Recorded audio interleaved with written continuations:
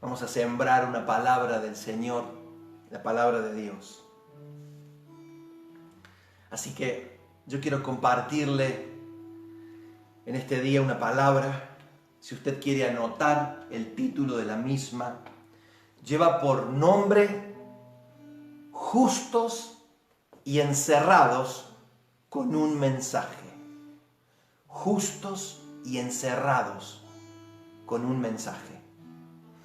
Yo quisiera que usted me acompañe, por favor, al libro de Génesis. Al libro de Génesis, capítulo 7. Génesis 7. Génesis 7:1. ¿Lo tenemos allí? Gracias, Señor, por tu palabra. Señor, quiero agradecerte porque no vivimos en otros países donde en este tiempo de cuarentena se están destruyendo iglesias. Señor, gracias porque no vivimos en un lugar donde los cristianos que tienen reuniones por internet son perseguidos por el gobierno. Señor, gracias porque tenemos acceso a tu palabra. Gracias porque vivimos en la libertad de la libre profesión de nuestra fe aún. Señor, y te damos las gracias por gozar de esta libertad. Gracias, Señor. Gracias. Aleluya. Querido hermano, acompáñeme, como le dije, a Génesis 7:1. Dice así la palabra del Señor. Dios, en los comienzos de la historia de la humanidad, Dios le habla a Noé, y le dice las siguientes palabras. Dijo luego Jehová a Noé: entra tú y toda tu casa en el arca, porque a ti he visto justo delante de mí en esta generación. A ti he visto justo. Cuando nosotros leemos esta palabra justo, justo es la palabra tzadik en hebreo. Y la palabra tzadik significa completo, íntegro, sin rajadura, de un solo material, sin dualidad. ¿Correcto? Esta palabra tzadik proviene de su original, que es la palabra tzadak, que significa prácticamente legal, recto, derecho. ¿Correcto? Dios vio a Noé. Cuando usted lee el capítulo 6, dice la Escritura que toda la tierra se había corrompido.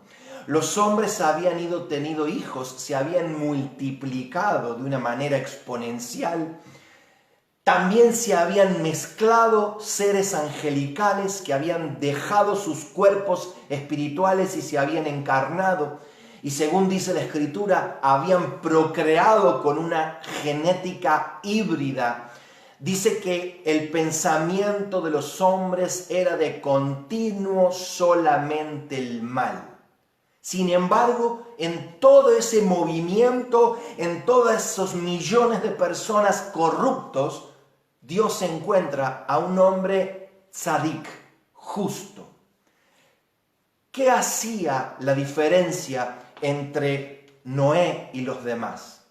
Primero, él nunca se había contaminado con las personas y con la genética que no provenía de Dios. Si usted lee la genealogía de Noé desciende directamente de la línea mesiánica de Adán, de Set. ¿Se acuerda? Lo venimos viendo en estos días, en los días miércoles venimos en el estudio de Génesis. Yo he sentido de compartir esto hoy. Noé no se había mezclado, no había metido dentro de su genética, ni sus ancestros se habían mezclado. Él se había guardado puro, ¿correcto? Y mire, si usted me acompaña al versículo 9 del capítulo 6, Génesis 6:9, dice así la palabra del Señor. Génesis 6:9, estas son las generaciones de Noé.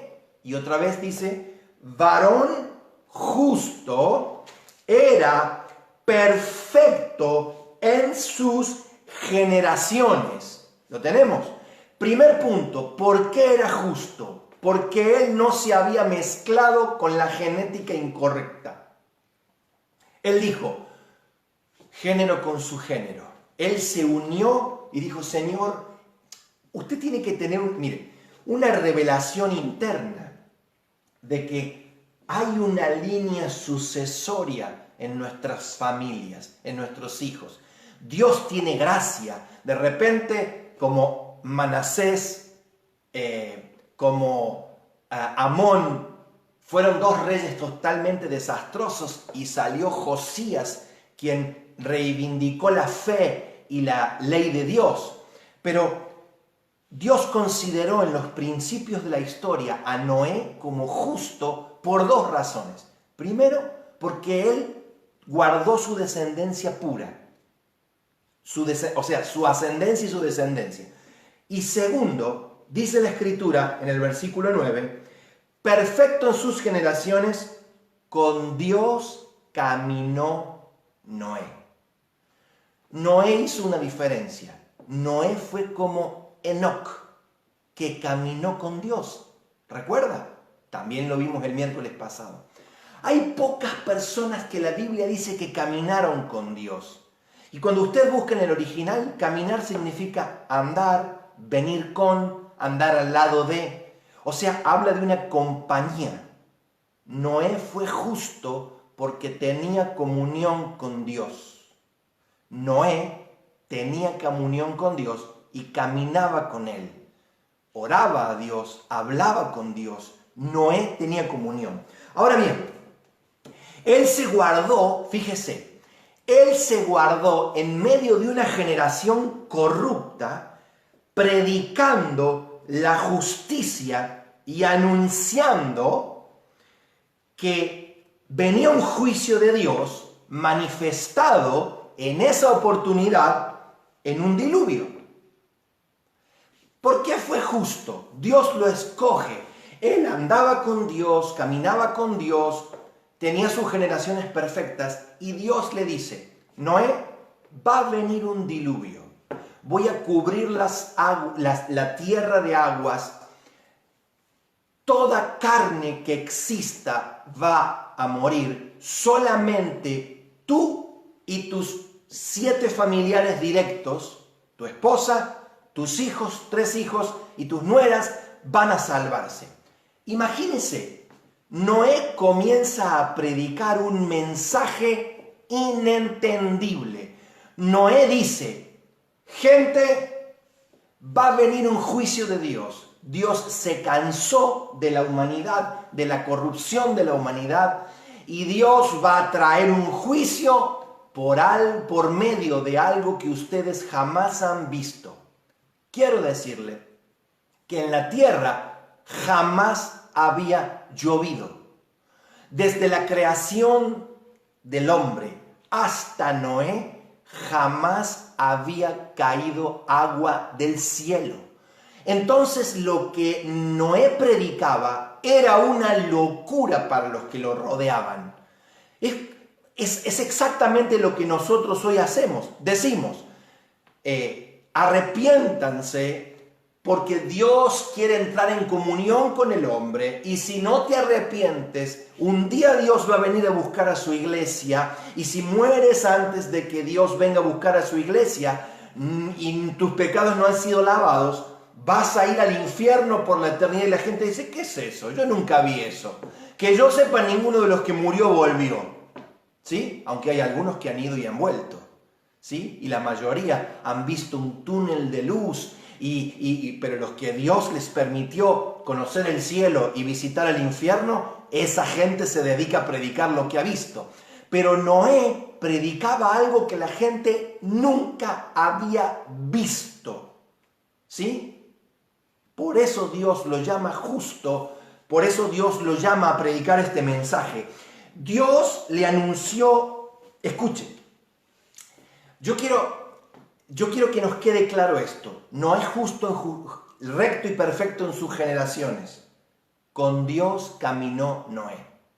Usted y yo somos llamados a caminar. Yo le dije que este prédica se llama Justos y Encerrados con un mensaje. Justos y encerrados con un mensaje. Noé predicó, Noé habló, Noé 100 años tardó en construir el arca.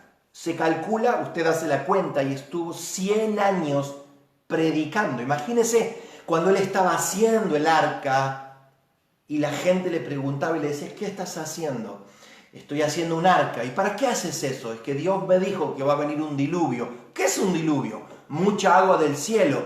Y eso no se vio jamás. Es imposible que pase. Nunca se vio. Lo deben haber tildado de loco. Lo deben haber tildado de fanático, de extremista, de religioso. Pero Noé sabía muy bien lo que estaba haciendo. Ahora, quiero decirle que en estos días muchas personas me han escrito y me han dicho, pastor, vemos por muchos lados del mundo que hay muchos predicadores hablando acerca del fin del mundo y de las pestes y de las guerras y de Mateo 24 y cómo es eso y la gran tribulación y esto y el otro. Y yo quiero que usted me acompañe a 2 de Pedro 2:5. 2 de Pedro 2:5. Porque yo quiero erradicar el temor de los hijos de Dios. Dice 2 de Pedro 2:5. Dios hizo caer el diluvio. Llovió 40 días, 40 noches. Dice la Escritura que toda carne murió, salvo las 8 personas que estaban en el arca. Miren lo que dice 2 de Pedro 2, del 5 al 7. Dice, y si no perdonó al mundo antiguo, sino que guardó a Noé, pregonero de justicia, con otras 7 personas, trayendo el diluvio sobre el mundo de los impíos. ¿Queda claro? Lo leemos de vuelta. Y si no perdonó al mundo antiguo, sino que guardó a Noé, pregonero de justicia. ¿Qué hizo Dios? Dios guardó a Noé. Dios no hizo pasar a Noé por el diluvio. Antes le preparó un método de salvación, un arca. 8 en la Biblia es el número de nuevo comienzo. Por eso había 8 personas dentro del arca. Es la renovación, el nuevo comienzo. Ahora lea conmigo. Sino que guardó a Noé, pregonero de justicia, con otras 7 personas, su casa, los que creían lo mismo que Noé. Los que creían lo mismo que Noé. Quiero hacer una salvedad. Lot, ¿se acuerda cuando Abraham comienza a negociar con Dios? Y le dice, Señor, yo sé que vas a destruir Sodoma y Gomorra, pero a lo mejor hubiese 50 justos en Sodoma. ¿La destruirás? Tú, el juez justo, destruirás. Y Dios le dice, no la destruiré si hubiere 50 justos. Y Abraham comienza a negociar. Y usted fíjese que negocia y termina hablando de 10 personas. Si usted saca la cuenta, no había 10 personas, pero estaba Lot, su mujer, sus 2 hijas y sus 2 yernos. Los que se iban a casar. Ni siquiera había 2 personas. Ni siquiera había 10 personas. A lo mejor eran los empleados de Lot, desconozco. Pero mire, en su misericordia, Lot dice que Lot les va a predicar a sus yernos, los que se iban a casar con sus hijas. Y esos muchachos, aunque se les dio la palabra, no fueron salvos del juicio de Dios sobre Sodoma y Gomorra porque no creyeron. Los que se salvan son los que están dentro de tu casa. Los que se salvan son los que comparten tu mesa. Los que se salvan son los que están bajo tu techo, los que hablan tu idioma, los que tienen tu fe. ¿Se entiende?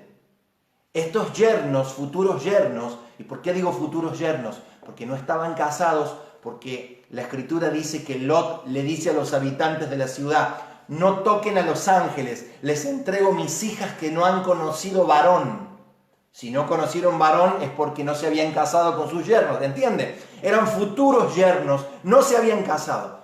Solo Dios guarda a los que tienen pacto de familia y de sangre, los que están dentro del arca, ¿sí?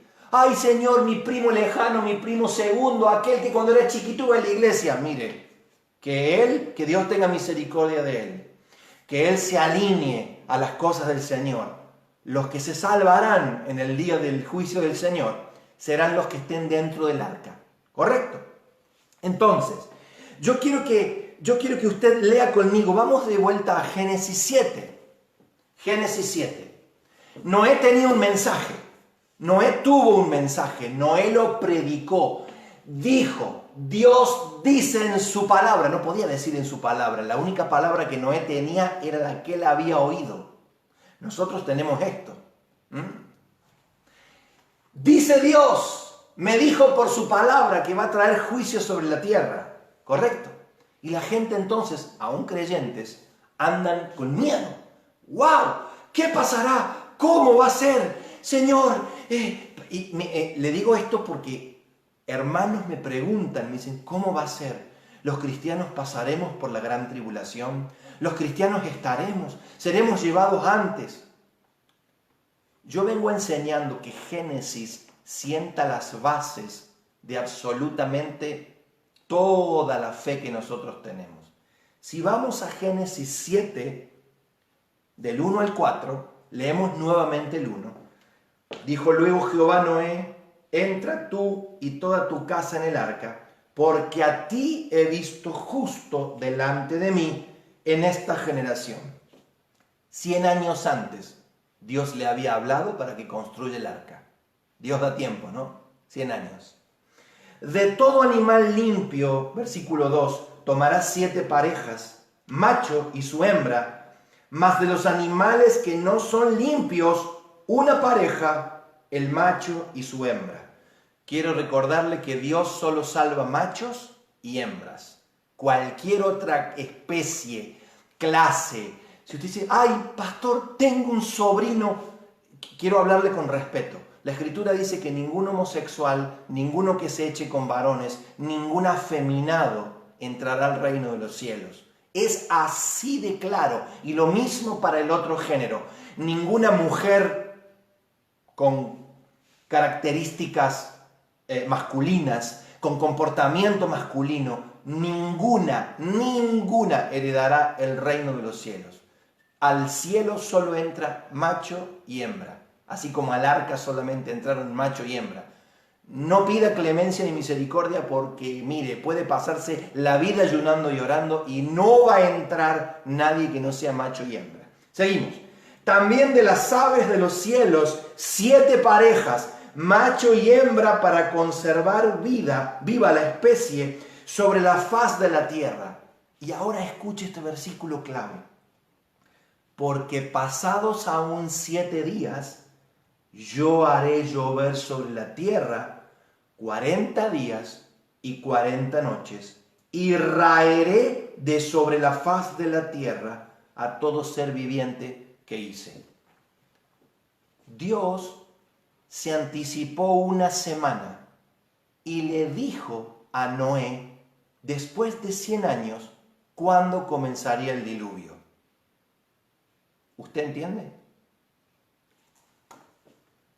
Yo creo firmemente, mi hermano, creo firmemente que Dios va a utilizar el mismo mecanismo cuando Dios rapte a su iglesia. Dios nos va a avisar. Pastor, pero eso es antagónico a lo que dice la Escritura. Porque la Escritura dice que vendrá como ladrón en la noche.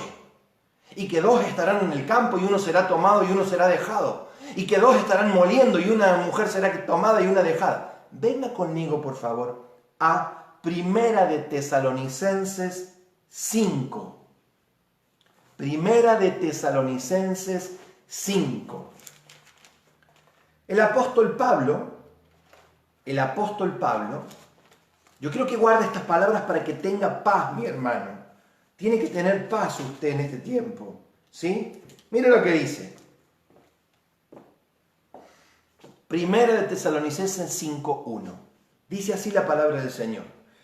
Pero acerca de los tiempos y de las ocasiones, no tenéis necesidad, hermanos, si usted es hermano, levante la mano. Si usted es de la casa, si usted es hijo de Dios, si usted camina con Dios, si usted obedece lo que dice este libro, no lo que le han enseñado que es totalmente equivocado y antagónico a lo que dice la Biblia, si usted es hermano, dice así: no tenéis necesidad, hermanos, de que yo os escriba. Versículo 2. Porque vosotros sabéis perfectamente que el día del Señor, el juicio, el diluvio, por decirlo de alguna manera, que no va a venir en diluvio porque Dios ya hizo pacto con Noé, con el arco iris. El día del Señor vendrá así como ladrón en la noche, ¿correcto? Va a venir como ladrón en la noche. Y que cuando digan, los de afuera digan, el sistema diga, paz y seguridad, entonces vendrá sobre ellos. Le hago así para que le quede claro, para que se nos asienten las ideas, porque hay mucha gente que está con temor en este día. Vendrá sobre ellos destrucción repentina, como los dolores a la mujer encinta, y no escaparán. Mas vosotros, hermanos, no estáis en tinieblas para que aquel día os sorprenda como ladrón. ¿Nos queda claro? El día del arrebatamiento, ese día justamente cuando el Señor venga, no es que usted va a decir, ¡ay no, ese día justo yo no estuve! Imagínense, seguimos leyendo. Porque todos vosotros sois hijos de luz e hijos del día. No somos de la noche ni de las tinieblas. Por tanto, no durmamos como los demás, sino velemos y seamos sobrios. ¿Entiende lo que le estoy diciendo? No tenga temor, mi hermano. Viva en la luz, viva en santidad. Porque yo leo Primera de Tesalonicenses y es el mismo espíritu que lo que Dios habló con Noé. No, Dios le dijo a Noé, voy a traer un juicio. El día del Señor en diluvio va a venir. Noé, hace 100 años te lo dije, pero días se larga el aguacero. Metete en el arca con todos los animales. 7 días. 7 es número perfecto. Y vamos más adelante a Primera de Tesalonicenses y dice que nosotros no estamos en tinieblas para que el día del Señor, el juicio, nos sorprenda. Hermanos, si usted y yo estamos en luz, según Primera de Tesalonicenses 5, del 1 al 5, no nos va a sorprender el día del Señor porque no estamos en tinieblas para que el día nos sorprenda. Ahora sí va a venir como ladrón en la noche y sí vendrá sobre ellos, dice la Escritura, sobre ellos destrucción repentina. ¿Cuál es tu seguridad y la mía? Andar en luz. Como siempre decimos, ande con todos los papeles en regla. Ande derechito, vivamos tzadik, justos, caminemos con Dios como caminó Noé y el día del Señor no nos sorprenderá. Antes bien, como Dios le habló a Noé 7 días y está sentado en la palabra, antes de que comenzara el diluvio, Dios nos hablará y no me sorprendería que sean 7 días antes porque Dios es cronológica y perfectamente matemático. Así que no me sorprendería que Dios nos hable una semana antes y en nuestro espíritu venga nos bajen el pasaje en primera clase que dice un boleto al cielo. Gloria a Dios, aleluya. Hermano querido, Dios le habló a Noé 7 días antes y Noé se metió adentro del arca. ¿Usted sabía que el arca tenía 3 pisos? Tenía piso bajo, primero y segundo. 3 pisos. Tenía 150 metros, 15 metros de alto. Era un barco grandísimo, realmente grande. Un barco hecho de madera de cedro. ¿Me deja decirle algo? Dice la Escritura que el arca estaba hecha de madera de gofer, que es como un cedro, ¿sí? No me sorprendería que la cruz haya sido hecha de madera de gofer, porque es el arca que nos llevó a salvación. Y como Dios no deja puntada sin hilo, así que sería muy gracioso que Dios haga estas cosas. Bien, entonces, fíjese, lea conmigo versículo 11 de Génesis 7. Génesis 7. Yo quiero que el que está escuchando esto esté en tranquilidad, porque hay ciertos principios. La Escritura dice, ahora si usted quiere creer, usted tiene que andar cortando clavos todo el día. No, porque la Biblia dice que va a ser como ladrón en la noche, entonces tengo miedo, pasaremos por la tribulación. No pasaremos por la tribulación. Mire, Dios libró a su pueblo del ángel de la muerte. Dios libró a Noé del arca. Dios libró, ¿quién más le puedo decir? A ver, hace unos días escribí sobre eso. A Moisés, cuando mataban los niños y los tiraban al río Nilo, Dios lo guardó, porque Dios guarda a toda la gente de propósito. Dios guarda a su pueblo, ¿sí? Ahora, yo soy de los que creo firmemente de que Dios a sus hijos amados no los hará pasar por la destrucción repentina. No tiene sentido alguno. Imagínese, piense, la Escritura dice, si vosotros siendo malos sabéis dar buenas dádivas a vuestros hijos. Imagínese que su hijo siempre le trajo excelentes en la libreta. Hizo el secundario puros 10, mejor promedio y abanderado de su iglesia, del colegio, ¿sí? Hizo la facultad, en 6 años hizo toda la carrera, nunca se llevó una materia, excelente. Y cuando termina, usted dice, ¿sabe qué? Lo voy a poner a trabajar con un pico y una pala para que sufra y vea de qué se trata ganarse el pan. Y no le voy a dar nada de comer y que sufra, y lo voy a poner supóngase, en una obra de albañilería, de peón de albañil, para que sufra mucho. ¿Usted haría eso con su hijo? ¿O le diría, hijo, te recibiste de arquitecto? Venga, hijo, vamos a caminar juntos. Vamos a caminar por la obra para que usted herede todo esto, porque todo este imperio de construcción que yo le llegué a hacer, se lo voy a delegar a usted. Ahora que usted se portó tan bien toda la vida, hizo todo bien, ¿usted lo haría sufrir? No, ¿no es cierto? ¿Por qué Dios haría sufrir a los hijos que han hecho la paz con Él por medio de Jesucristo? Yo leo la Biblia y no dice así, y ojo que yo soy considerado un pastor duro. Ojo que yo soy considerado uno de esos pastores que no te dejan pasar una. Esto no es hipergracia, es lo que dice la Biblia. Seguimos. Noé dentro del arca, mi hermano. Génesis 7:11, miren lo que dice. Dice, Génesis 7:11. El año 600 de la vida de Noé, en el mes segundo, a los 17 días del mes, aquel día fueron rotas todas las fuentes del grande abismo y las cataratas de los cielos fueron abiertas. ¿Qué día? En el mes segundo, el día 17. Saque la cuenta. Mes segundo, día 17. Para que usted lo entienda, no coincide con nuestro almanaque, ¿correcto? Pero supóngase que hubiese sido el 17 de febrero del año 600 de Noé. Se larga el aguacero, 40 días y 40 noches. 40.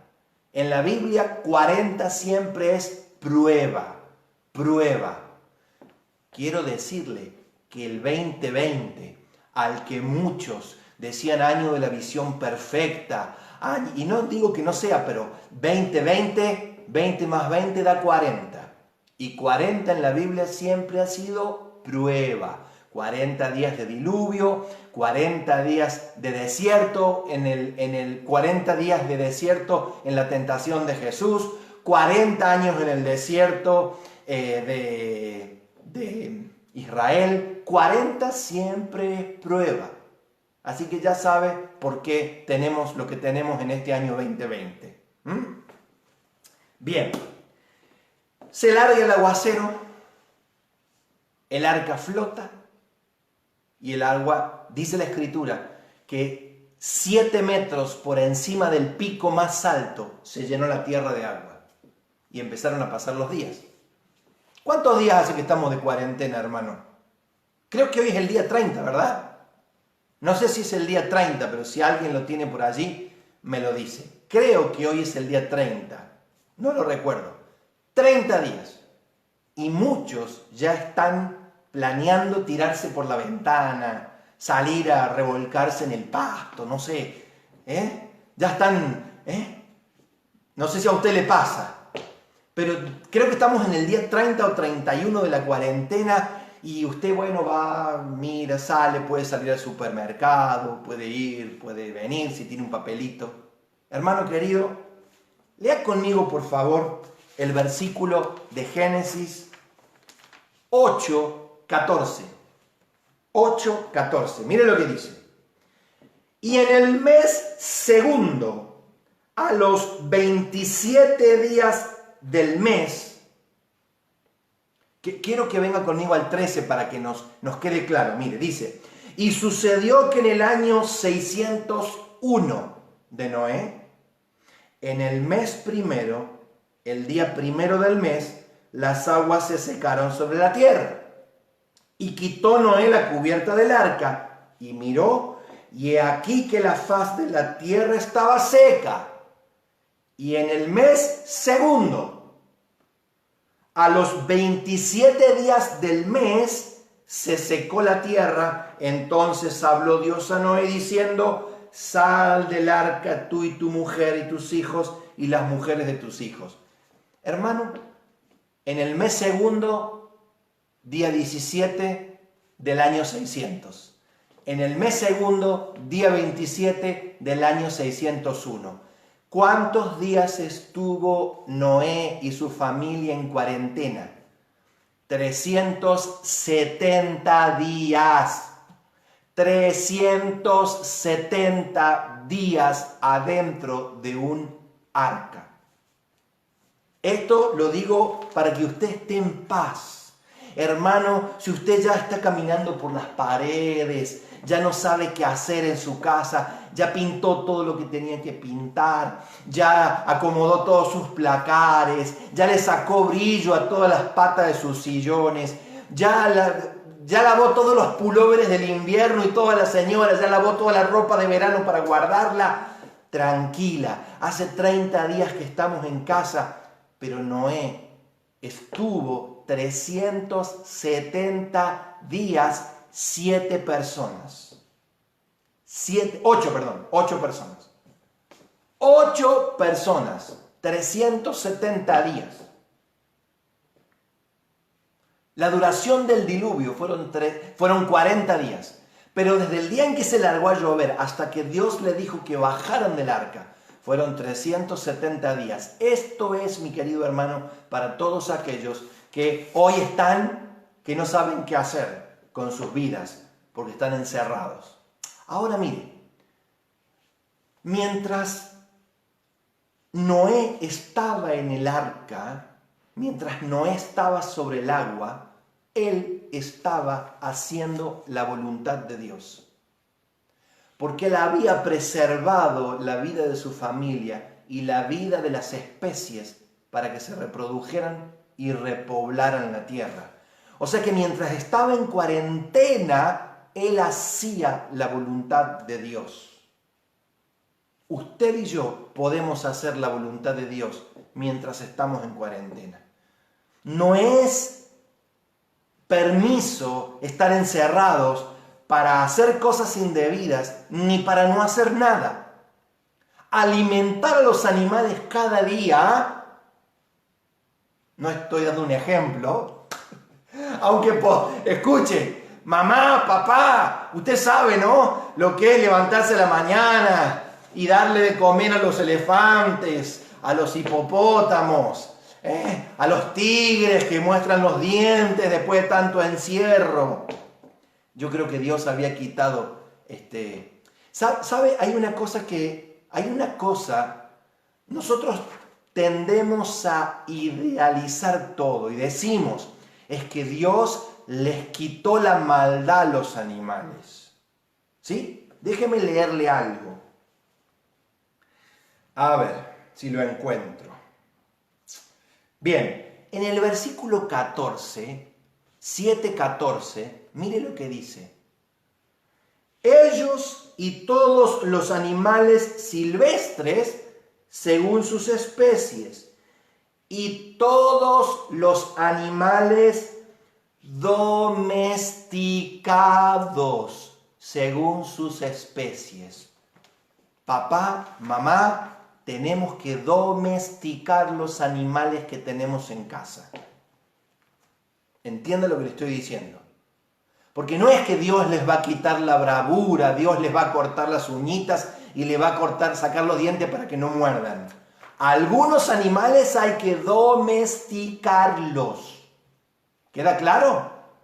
Levántese y dele de comer a las jirafas, levántese y dele de comer a lo que sea, a las aves, pero algunos animales deben ser domesticados. Pastor, qué duro que es usted, ¿cómo habla? ¿Cómo dice esas cosas? ¿Cómo va a comparar a mi familia con un animal? No estoy comparando, estoy leyéndole lo que la Escritura dice. ¿Queda claro? ¡Aleluya! Miren lo que dice. Miren lo que dice. Noé hacía la voluntad de Dios mientras estaba en el agua. Escuche esto, porque aquí viene una parte hermosa y anótelo. La palabra Noé, Noaj, significa descanso, reposo, paz. La paz estaba en reposo, haciendo la voluntad de Dios mientras el arca se movía hacia el lugar de destino. Entonces, usted conoce la historia, Noé, la paz, envió una paloma, ¿se acuerda? Una paloma desde dentro del arca, desde dentro del cautiverio, desde dentro de la cuarentena, envió una paloma para ver si la tierra ya estaba seca, ¿correcto? Noé envió una paloma, Noé estaba en el arca, lleno de agua, y las aguas iban descendiendo. ¿Sí? Y usted me dice, bueno, pastor, pero lo que pasa es que Noé estaba en un arca. Me dijo que el arca tenía 150 metros, 15 metros de alto, 3 pisos. Pero usted no sabe dónde vivo yo. Bueno, yo le voy a mostrar otra cuarentena un poquito más apretada. Y quiero que me acompañe al libro de Jonás. Fíjese que sorprendentemente, vamos a leer el libro de Jonás, sorprendentemente estos dos casos suceden sobre agua, suceden sobre gente que tenía un mensaje para dar y sucede sobre un medio de transporte marítimo. Mire, resulta ser que Noé envió una paloma para que le traiga un mensaje. Y dice que la paloma, ¿se acuerda? Regresó con una rama de olivo y cuando la envió nuevamente, nunca más regresó. porque la paloma cumplió con su cometido. Dios siempre suele usar palomas. Usted y yo somos, por decirlo de alguna manera, palomas mensajeras. Jonás, la palabra Jonás, Yoná significa paloma. Una paloma sobre un barco. Si usted lee Jonás 1:1, dice, vino palabra de Jehová a Paloma, hijo de Amitai, diciendo, levántate, ve a Nínive, aquella gran ciudad, y pregona contra ella, porque ha subido su maldad delante de mí. El mismo mensaje. Jonás dice, no, esos ninivitas, asirios, son totalmente sanguinarios, han venido a nuestra tierra y nos han destruido, han matado a la gente, la han partido en pedazos. Ellos no son dignos de que yo les predique que Nínive va a ser destruida por el juicio de Dios.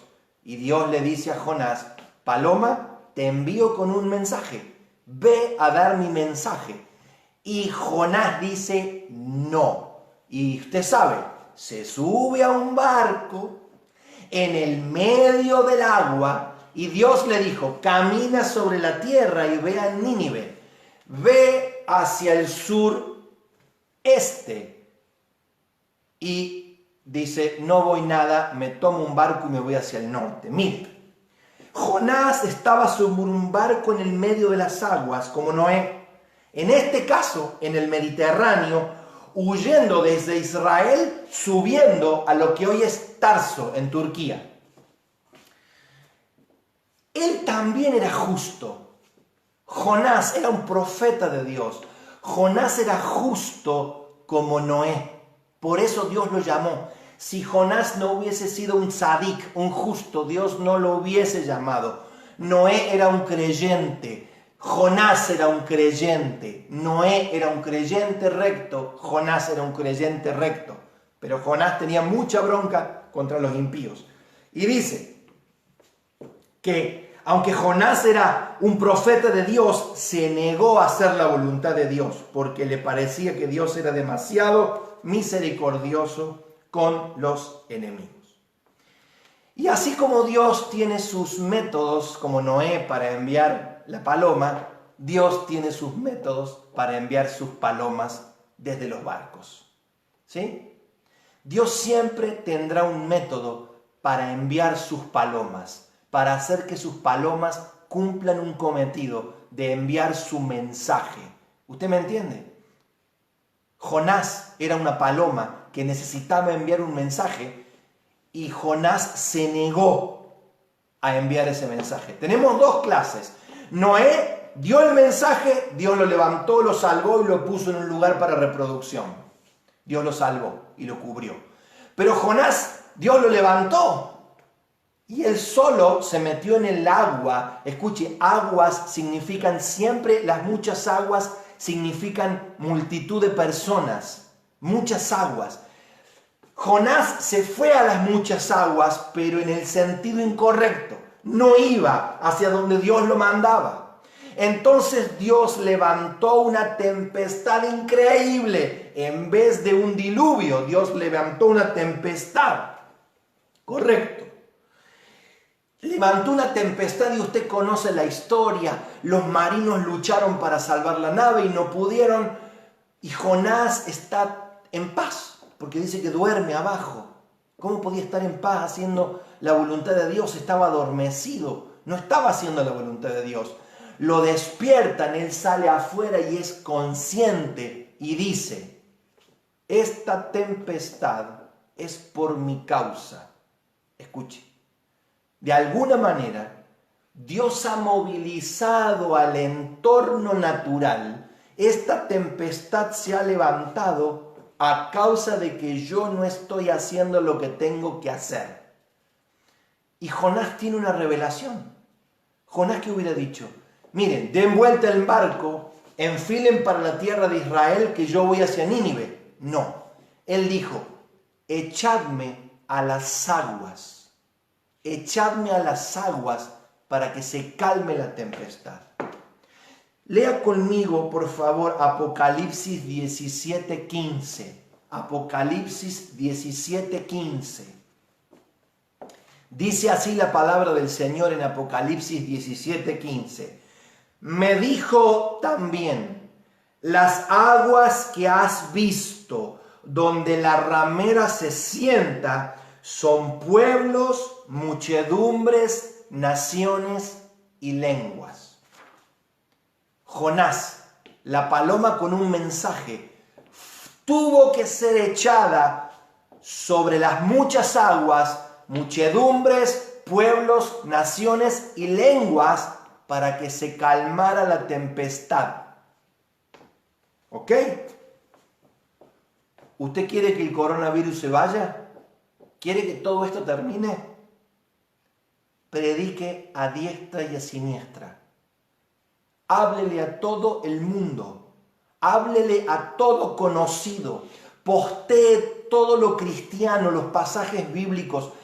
Háblele a sus conocidos de que va a venir un juicio de Dios. Escuche, arrepentíos, porque el reino de los cielos se ha acercado. No predique ese evangelio barato de que Dios te ama, Dios te quiere ayudar, Dios quiere que cambies el auto, Dios quiere que tengas una mejor casa, Dios quiere que te vayas a Disney 3 veces por año en un crucero. No predique ese evangelio vomitivo que aunque lo incluye a la bendición de Dios, ha tornado al evangelio en un simple trueque de que cree en Jesucristo y todo se te va a solucionar. No, cree en Jesucristo y pedile perdón por tus pecados para que Cristo venga a vivir a tu vida y desde adentro Cristo solucione tu entorno exterior, tu familia, tu vida y sobre todas las cosas, tu eternidad. ¿Usted quiere que la tormenta se calme? Tenemos que predicar el mensaje. Paloma, ¿usted quiere que la tormenta cese? Mande el mensaje, dé el mensaje. Noé estuvo 370 días encerrados. Él ya había enviado el mensaje y Dios lo preservó para salvación. Ahora miren lo que le pasó a Jonás, la paloma que no quiso dar el mensaje. Mire, dice en el versículo 1:17, léalo conmigo. Dice, vamos al 16, dice, y temieron aquellos hombres, los marineros, temieron a Jehová con gran temor y ofrecieron sacrificios a Jehová e hicieron votos. Escuche, cuando Jonás le dijo, métanme en el agua, métanme en la multitud de gentes, métanme en la multitud de pueblos, naciones y lenguas, en el agua, la tempestad se calmó por completo y se hicieron creyentes en Dios estos marineros que iban a Tarso. A Tarso, sí, no a Tarsis, a Tarso. Mire lo que dice, temieron aquellos hombres a Jehová con gran temor. Los marineros se convirtieron y ofrecieron sacrificio a Jehová e hicieron voto, entraron en pacto con Dios. ¿Por qué? Porque la paloma fue echada en medio de la multitud de pueblos, naciones y lenguas para ir a dar el mensaje. Y como le dije, como Dios sabe muy bien hacer llegar sus palomas al lugar, dice el versículo 17, Jehová tenía preparado un gran pez que tragase a Jonás, y estuvo Jonás en el vientre del pez 3 días y 3 noches. ¿Sí? Hermano, Dios mandó a Jonás a una cuarentena. Las cuarentenas nos hacen repensar nuestras situaciones. 3 días y 3 noches en un monoambiente, y escuche bien esto, oscuro, húmedo, oloroso, apretado y cáustico. Se lo digo de vuelta. A Noé lo encuarentenó 370 días, con mucho espacio. A Jonás lo encuarentenó 3 días, pero en el estómago de un pez. Oscuro, húmedo, oloroso, cáustico. Cualquier parecido con la realidad es pura coincidencia. Pero en esta cuarentena la diferencia es qué sale de nuestra boca. Miren lo que dice la palabra del Señor. Lea conmigo. Porque en esa cuarentena, en vez de decir, de hecho lo dijo, Jonás, lea conmigo por favor, mire porque es precioso esto. Dice Jonás 2.1, lea conmigo Jonás 2.1. Entonces oró Jonás a Jehová su Dios desde el vientre del pez. Todos oran en la cuarentena, mire. Y dijo, invoqué en mi angustia a Jehová y él me oyó. Desde el seno del Seol clamé y mi voz oíste. Me echaste a lo profundo en medio de los mares y me rodeó la corriente. Todas tus ondas y tus olas pasaron sobre mí. Entonces dije, desechado soy de delante de tus ojos. Y ahí Jonás comienza a profetizar. Jonás conocía el templo. Él había ido al templo y él estuvo en el templo. Él fue a ofrecer sacrificios. Él estuvo, adoró a Dios. Y miren lo que dice proféticamente. Imagínense la figura. No sé a cuántos metros debajo del mar nada. Tiene que haber sido un cetáceo, una ballena, algún animal grande, sin dientes, para que un ser humano quepa dentro de un estómago, de un pez, una ballena, del vientre del pez, una ballena blanca, una ballena jorobada, una yubarta, de las más grandes, ¿sí? Y desde ese submarino de carne, él dice, versículo 4, mas aún veré tu santo templo. Él dice, yo voy a salir de acá. Yo voy a salir de acá. Las aguas me rodearon hasta el alma. Yo creo que usted sabe cómo trabaja una ballena. Una ballena abre la boca, llena su boca de infinidad de cantidad de agua y tiene barbas en los dientes y luego filtra el agua por sus barbas y todo el fitoplancton y ese material microscópico del que ella se alimenta lo deja adentro. ¿Sabe las oleadas de agua que deben haber entrado y deben haber mojado en ese ambiente oscuro? Saber que un animal te tragó, porque le aseguro que Jonás vio cuando la ballena venía o el pez gigante venía y lo tragó. Y él debe haber pensado, este es el castigo por mi desobediencia. Pero adentro del vientre del pez, mira lo que dice. Rodeóme el abismo y el alga se enredó en mi cabeza. Yo no sé si usted ha tenido la oportunidad de estar alguna vez cuando a las costas de los mares tropicales llega la plaga de sargazos. Son unas víboras así de algas horribles. Usted no puede nadar, se vienen, se juntan en la playa, es horrible. A Jonás se le enredaron en la cabeza. Versículo 6. Descendí a los cimientos de los montes. La tierra echó sus cerrojos sobre mí para siempre. Y ahora Jonás ora. Mas tú sacaste mi vida de la sepultura, oh Jehová Dios mío. Está profetizando. Cuando mi alma desfallecía en mí, me acordé de Jehová y mi oración llegó hasta ti en tu santo templo. Los que siguen vanidades ilusorias, su misericordia abandonan. Mas yo, mire cómo dice proféticamente, mas yo con voz de alabanza te ofreceré sacrificios, pagaré lo que prometí.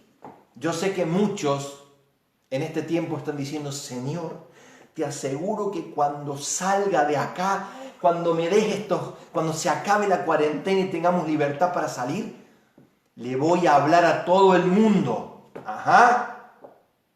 Mire que la Escritura dice, cuando te presentes delante de Dios, es mejor que no prometas, y no que prometas y no cumplas. Dice, pagaré mis votos. Ahora que estemos en cuarentena, mire, Dios tiene sus métodos para encuarentenar gente. A uno los pone 370 días en lugares espaciosos y a otro los mete 3 días en un lugar sumamente apretado. Ambos son para vida y ambos son para preservación de la especie y para preservación del pueblo de Dios y para enviar un mensaje. ¿Correcto? Pagaré lo que prometí. Las salvaciones de Jehová. Y gloria a Dios, se abrió la tapa del arca y mandó Jehová al pez y vomitó a Jonás en la tierra. No se sabe dónde lo vomitó. Quizás lo vomitó en las costas de Haifa, en Israel. Y él tuvo que caminar muchísimos kilómetros para hacer la voluntad de Dios y llegar a Nínive, caminando, para hacer la voluntad de Dios. Mire, la cuarentena de Jonás fue forzosa, porque por las buenas o por las malas, Dios a veces nos pone en cuarentena. El mensaje de Noé, el mensaje de Noé era: arrepiéntanse porque Dios destruirá el mundo. El mensaje de Jonás era: arrepiéntanse porque Dios destruirá a Nínive.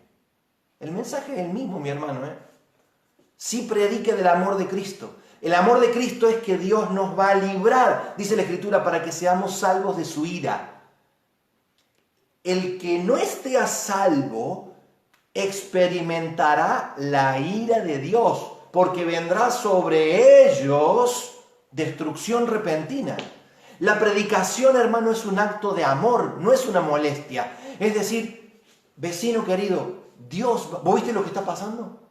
Dice la Escritura, dice la Biblia que Dios va a traer un juicio y solamente los que estén en el arca, solamente los que obedezcan la palabra van a ser salvos.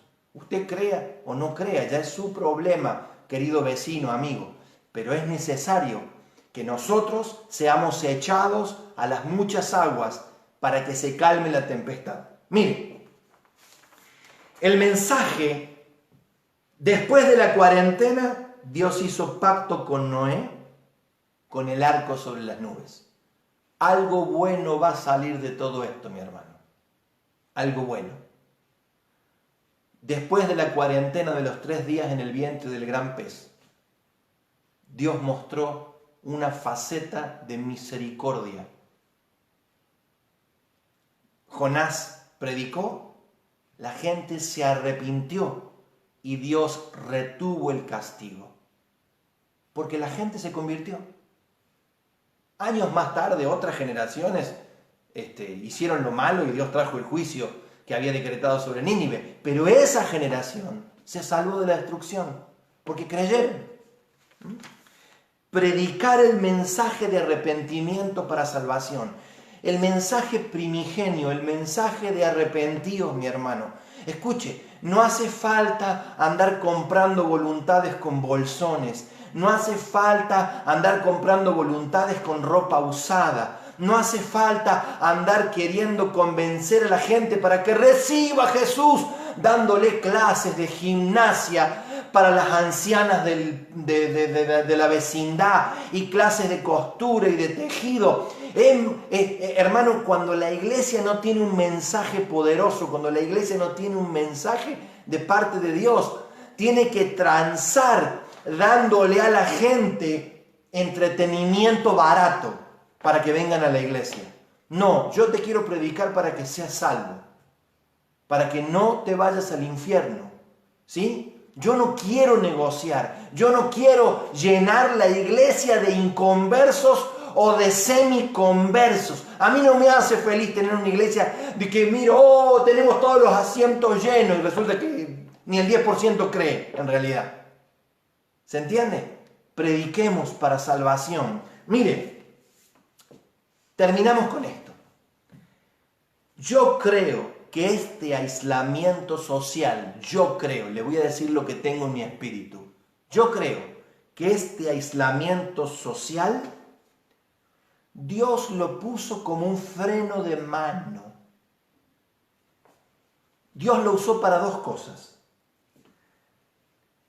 Ya se lo voy a leer. Yo creo que Dios nos puso un freno de mano a la iglesia para que recordemos cuál es nuestra misión como cristianos.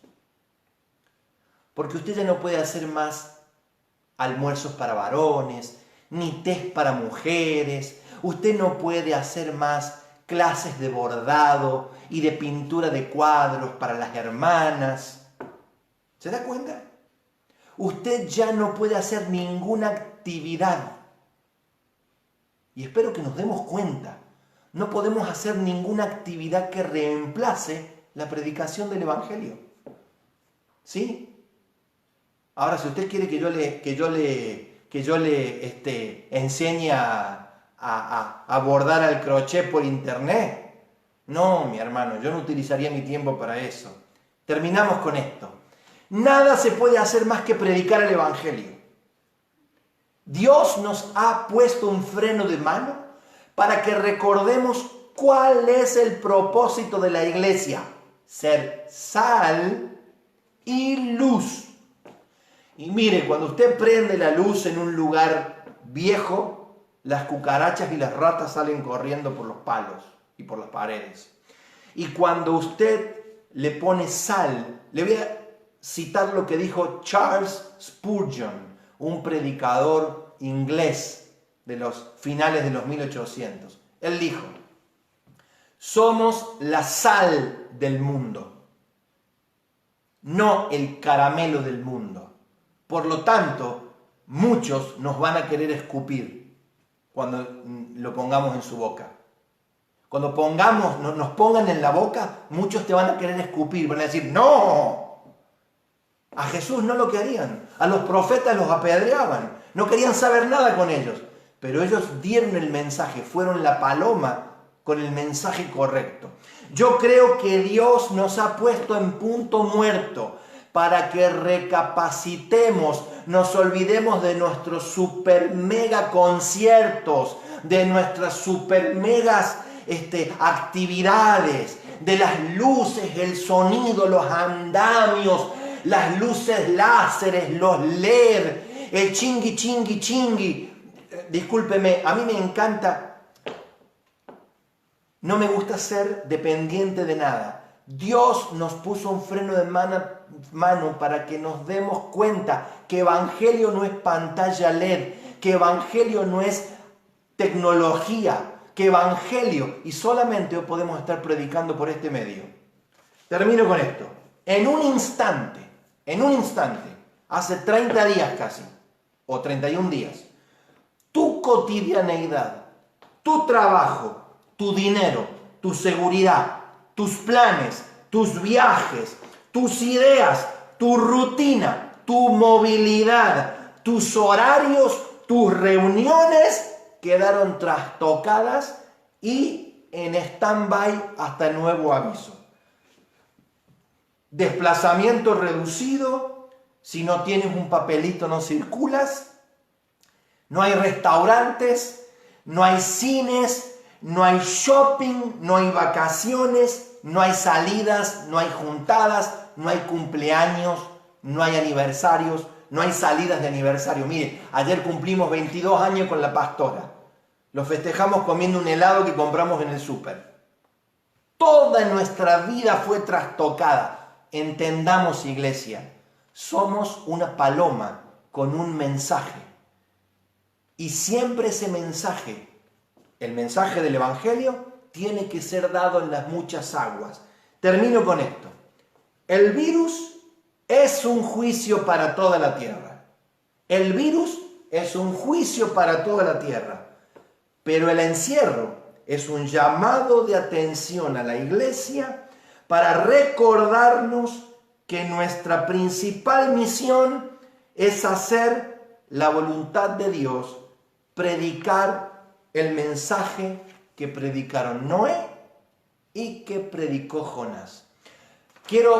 Permítame decir esta palabra, pero lo más necio, termino con esto, y lo más estúpido que nos puede suceder es que cuando termine esta cuarentena salgamos todos a hacer exactamente la misma mediocridad que hacíamos antes. Que volvamos a nuestra vida de 8 horas de trabajo, de correr, de salir, de entrar, de venir, de estar. ¿Qué nos trajo hasta ahora? ¿Tienes que seguir haciéndolo? Hazlo.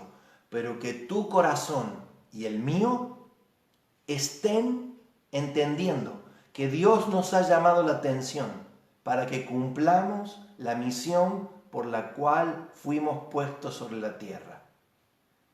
Yo voy a seguir, cuando termine la cuarentena, me comprometo a mí mismo a seguir predicando el Evangelio por este medio, porque puedo alcanzar muchas más personas por este medio y muchas más personas pueden escuchar el mensaje del Evangelio.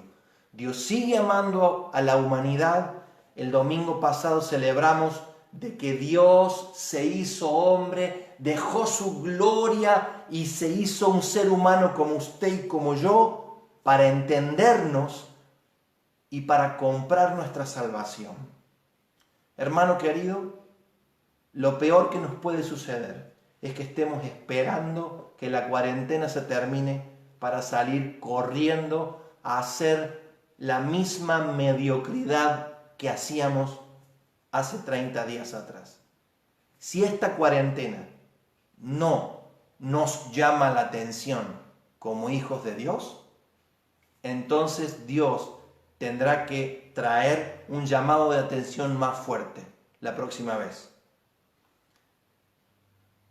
Amada paloma de Dios, iglesia, yo primero, usted, mi casa y la suya. Dios nos llama a predicar el mensaje primigenio. Dios traerá juicio sobre la tierra. Dios traerá juicio sobre la tierra. A nosotros los cristianos nos va a avisar. Pero sobre ellos caerá destrucción repentina. Nosotros los que estamos en luz seremos avisados, porque no estamos en la oscuridad para que ese día nos sorprenda. Pero es nuestra obligación predicar el Evangelio. No sé cuánto tardará Dios en venir, Jesús en volver a buscar su iglesia, como dije el otro día. 1 año, 1 mes, 10 años, 13 años, no lo sé.